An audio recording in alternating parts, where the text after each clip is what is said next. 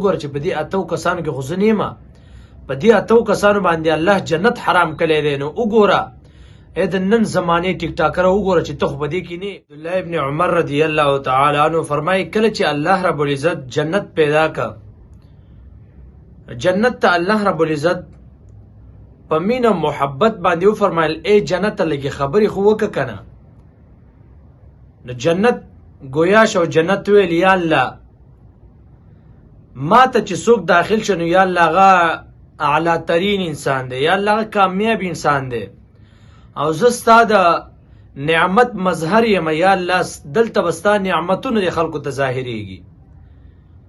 الله رب العزت تو فرمایل چې ای جنته زما دی په خپل خدایي باندې قسمی، زما دی په خپل جلال باندې قسمی چې اته کسان دا به تا ته داخل لکمه، په اتو کسانو باندې به ستا بوی دا ورنشي، په اتو کسانو باندې د جنت بوی حرام دی.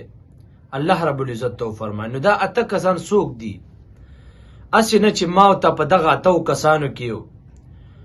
نو شاید او باید د دینه مخکې چې تعالی مر راچون چې توبه وباسي الله رب العزت ته. هغه اته کسان څوک دي؟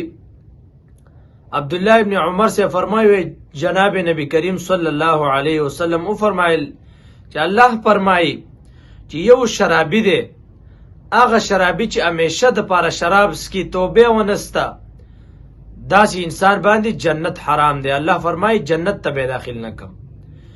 دویم زناکار، زنا کوي همیشه د پاره، دا په زنا کې مخترع زنا کوي، الله رب العزت نه شرمېږي.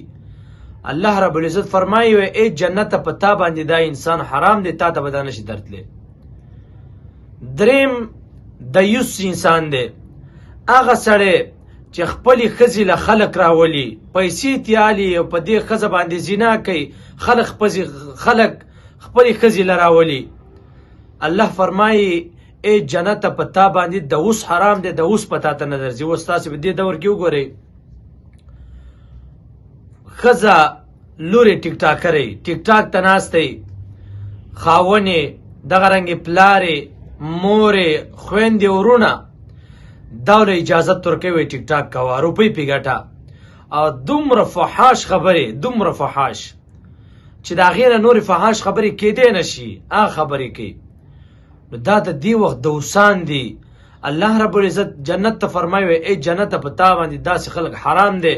الله رب العزت ډیر غیرتی ذات دی، بے غیرت انسان در الله رب العزت نه دی خوښ. نو دی وجه نه الله رب العزت جنت ته فرمایي چې ای جنت تا ته به دیوس انسان دا نه درځي. څلورم الله رب العزت جنت ته فرمایي ای جنت تا ته به هغه اجړه، هغه خنثی مشکل دا به ته نه درځي، کم خنثی مشکل او کم اجړه چې په کورونو کې ګرځي او زنا کوي، دا به تا ته نه درځي، په ده باندې جنت حرام دی. پنځم پیغمبر علیه السلام فرمایي الله فرمایي چې ای جنت تا ته به چغلخور نه درځي چې په یو ځای کې یو خبره وکړي، په بل ځای کې بله خبره وکړي، دوه کسان جنګوي، تا ته به هغه کس نه درځي. شپږم تا ته به هغه کس نه درځي چې کوم قطع رحمي وکړي خلکو سره خبرې بندې کړي، دغه رنګې رشته دار پرېږدي، تعلق د خلکو څخه ختم کړي. الله وفرمایل چې ای جنت تا ته به داسې خلک هم نه درځي. اووم به څوک نه درځي؟ الله رب العزت ته وفرمایل هغه انسان به نه درځي چې د خلکو سره وعده وکړي چې دې کار به زه کوم، پلانې ټیم له به زه راځم، د پلانې کار به تاله کوم. لکه نن سبا په دې دور کې تاسې وګورئ څنګه چې مسلمان کې بیا غټ غټ خلک MNA شو، MPS شو، دغه رنګې د حکومت مشران شو چې دا کار به وکړم، خلکو سره څونه وعدې وکړي په جلسو کې، لیکن یوه وعده هم بیا نه پوره کوي. داسې انسان په باره کې الله فرمایي چې ای جنت په تا باندې داسې انسان حرام دی، تا ته به نه داخلو.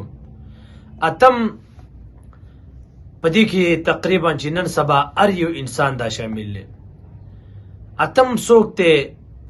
هغه انسان چې توبه ډتي، بار بار توبه وباسي، ګناه باندې توبه وباسي، قصدن عمدن هغه توبه بیا وکړي، بیا توبه وباسي، بیا قصدن عمدن هغه کار بیا وکړي.